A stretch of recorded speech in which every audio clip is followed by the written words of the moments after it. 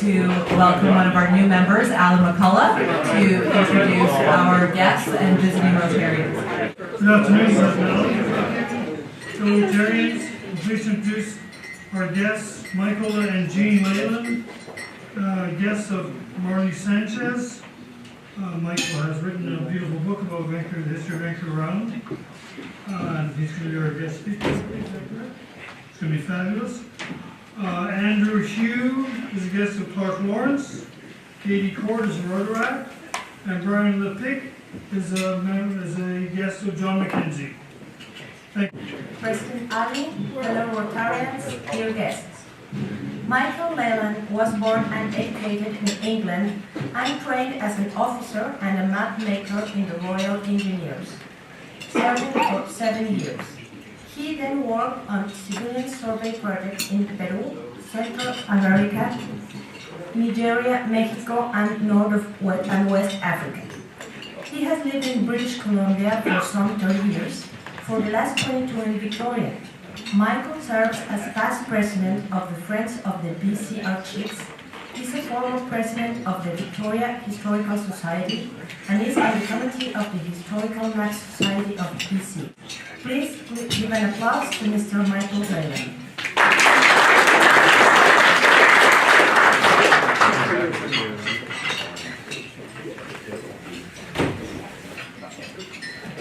Thank you, Molly. Muchas gracias. Good afternoon, everyone. Thank you for inviting me to talk about my book on the early charts and maps of Vancouver Island. And it pleases me to see how many others share my passions for the cartography and for Vancouver Island's story. It's also about the relationships that they have with time, with place, and most importantly with people, and the stories behind the map's creation shed new light on exploration, settlement, and the development of Vancouver Island.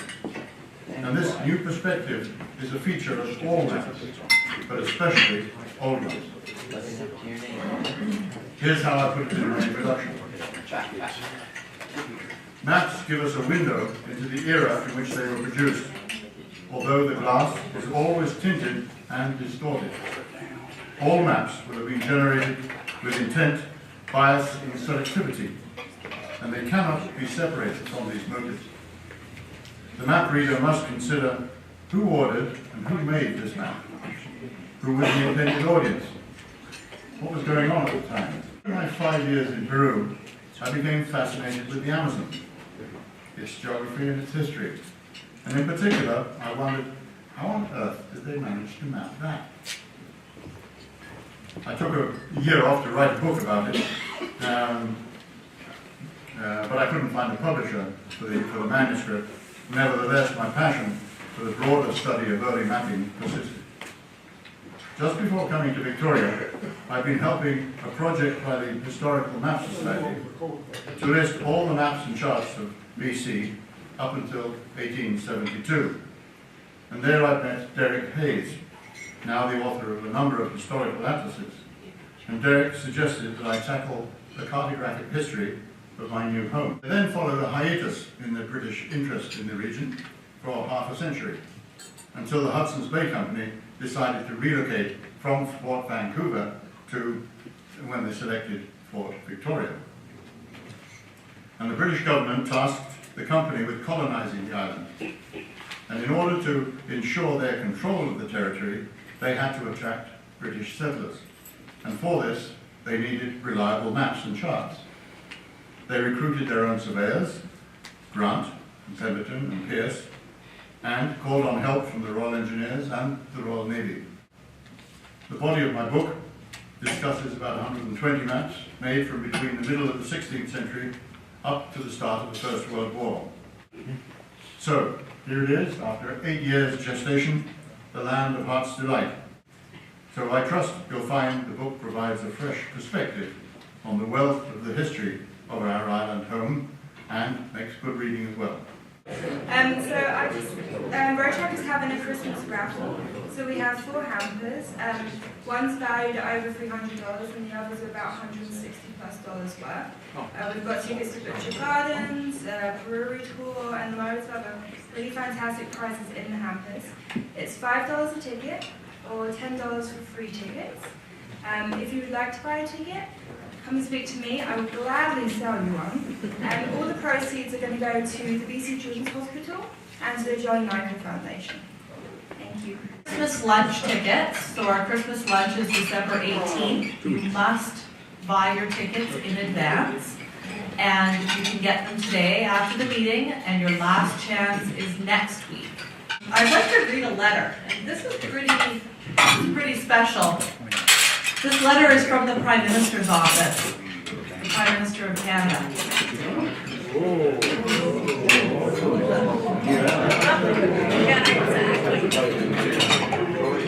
It's dated November 12th and addressed to Joan Toon, President of the Post-Polio Awareness and Support Society of BC. Dear Mrs. Toon, thank you for your recent correspondence. Please know that your thoughtful words of support and encouragement are welcome. I was deeply humbled to accept the Rotary Foundation Polio Eradication Champion Award in Toronto on October 18th. I have a great deal of admiration and respect for the good works carried out by Rotarians in Canada and around the globe. The Rotary Foundation has made extraordinary contributions to a diverse range of humanitarian services, championing the eradication of polio, chief among them. Rotarians are making a positive difference in communities around the globe. On a personal note, I wish you continued success as you promote the eradication of polio. You are an inspiration for polio survivors, and your commitment to ending this disease is most commendable. Once again, thank you for taking the time to write. I extend my best wishes for continued success in your endeavors. Sincerely, Stephen Harper. We are going to induct another 2 members today. So I'd like to invite John McKenzie to come forward and introduce Brian Lepec. Brian spent his first 38 years in Montreal. He attended McGill University and graduated with a Bachelor of Commerce degree in Finance, Urban Analysis, and Real Estate. Life got a little bit cool there, climate-wise, and the politics was rather strange, he felt. So he headed west. And he took a promotion to a job in Calgary with Standard Life at the time in 1995.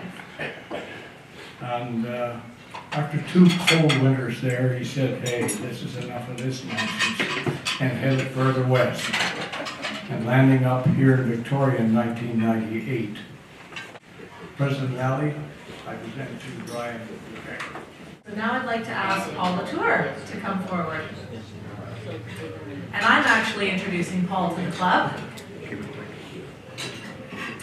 So Paul is the creator of Hero Work, a nonprofit program that inspires people, communities, and companies to come together and complete modern-day versions of old-fashioned barn raisings. Paul has given keynotes and seminars for Alberta Culture, the Project Management Institute, Rotary, and administrators of Volunteer Resources of BC, among others. He's also been featured in the front page of the Times Colonist and the Victoria News, as well as featured in the Globe and Mail. And this fall, he was showcased on Global National News, as well as other local TV and radio stations. I think Paul's going to be an excellent member of this club, and we have an opportunity to partner with Hero Work. Today is a very auspicious day. There are no indiscretions. There are absolutely none. It's the festive season. There are no indiscretions, and I know that you're all happy to hear that. There are, although, happy bugs. Mary and Linnell and Maury and Kirk are really, really happy because they came in a little late and there were people behind them. So would you please contribute your happy bug now? Next week, we are presenting a check to the Conservatory to support their children's program. And we will have as a guest play for us the young pianist Eric Lynn, who played at Symphony Splash. He will be here next week. Could we stand for the Queen?